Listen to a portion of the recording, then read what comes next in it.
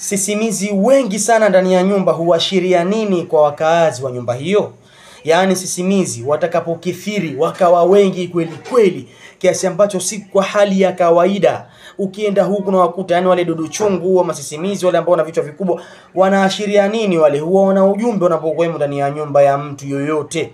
Kwa sababu sisimizi huwemo lakini hawakithiri kiasi ambacho mpaka wakawa na udhi. Yani mpaka wakawa wanapokanyaga wapo. Au ukitoa nguo zako muda mwingine unaweza kutoa nguo katika sehemu ya nguo chafu ukakuta wameng'ang'ana wengi sana, au katika kabati lako ukakuta wameng'ang'ana wengi sana, au wanaishambulia nguo ile hali nguo haina sukari wala haina chakula cha aina yoyote na utashangaa wanatoka na vyakula muda mwingine.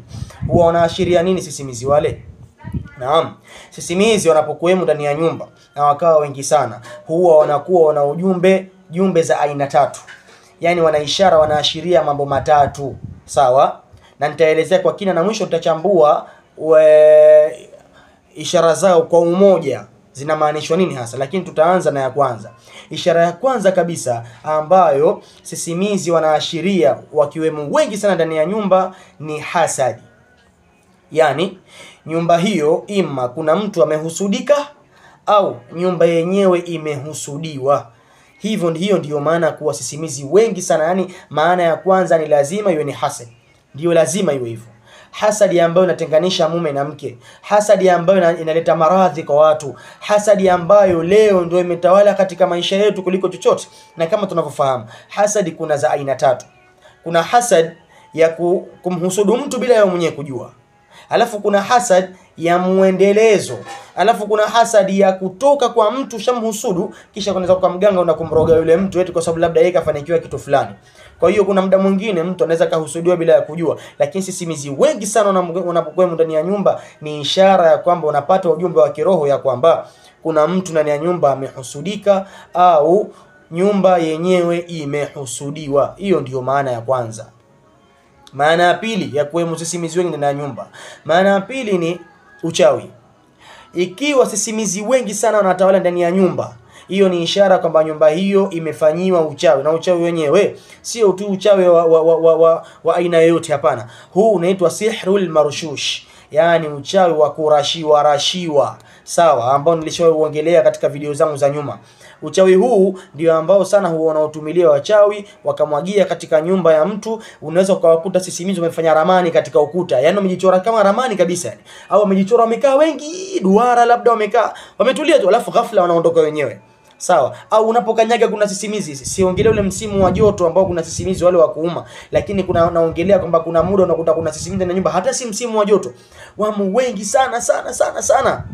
Ukiona ishara hii fahamu ya kwamba kama hujahusudika basi kuna mtu ndani ya nyumba tayari amefanyiwa mambo ya kishirikina, mambo ya Kiswahili. Kwa hiyo kuna dawa zake ambazo natakiwa zifanywe humo. Hiyo ndiyo maana ya pili. Na ishara ya tatu inaashiria ya kwamba kuna mtu ndani ya nyumba anafanya mambo ambayo Mwenyezi Mungu anayachukia. Kuna vitu vinamchukiza Mwenyezi Mungu na Mwenyezi Mungu anampenda mtu huyo bado. Kwa maana anamletea tu ishara hiyo ya kwamba ajirekebishe, aachane na hayo mambo. Kwa maana unaweza kujikuta pengine wewe hufanya hayo mambo lakini vinginevyo utakuwa umehusudika. Na ishara za hasadi zote nimeshaziongelea. Mtu anapokuwa amehusudika anakuwa yuko vipi na anakuwa na ishara gani. Hivyo ndivyo jamani sisimizi anavyokuwa naashiria. Kwa hiyo ukiona sisimizi wengi na nyumba usipuuze. Sisimizi huja na ujumbe. Haya ni mambo ambayo ni ya kiroho, huwezi kuyaona kwa macho yako ya hivi. Tufahamu ya kwamba sisi pia wanadamu jinsi tulivyo, tunaishi tayari katika ulimwengu wa aina mbili, ulimwengu za aina mbili. Tunaishi ulimwengu wetu huu wa macho ya nyama, lakini pia tunaishi katika ulimwengu wa kiroho ambao hatuoni. Na ulimwengu huu tunaishi nao pindi tunapokuwa tunalala au tukipata ishara za kiroho kama hizi ambazo nimeziongelea hapa.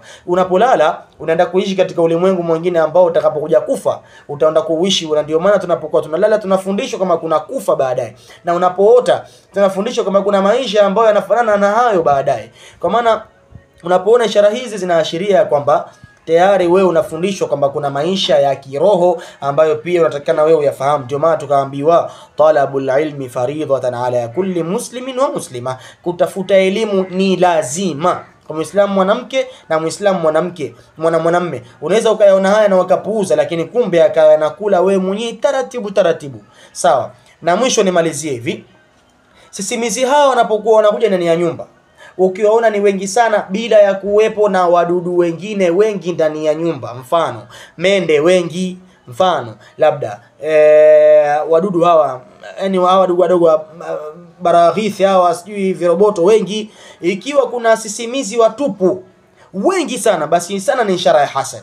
Lakini pakiwa na sisimizi, pakiwa na mende wengi na nyumba, viroboto wengi, sijui, hii ni ishara kwamba kuna uchawi tena mbaya sana ndani ya nyumba ambao umefanyiwa nyumba hiyo. Kwa hiyo inshallah nitakuja kutoa somo siku moja la jinsi gani ya kuweza kujua sehemu gani ambayo imeathirika na uchawi ndani ya nyumba yako inshallah biidhnillah. Wa hadha, assalamu alaykum wa rahmatullahi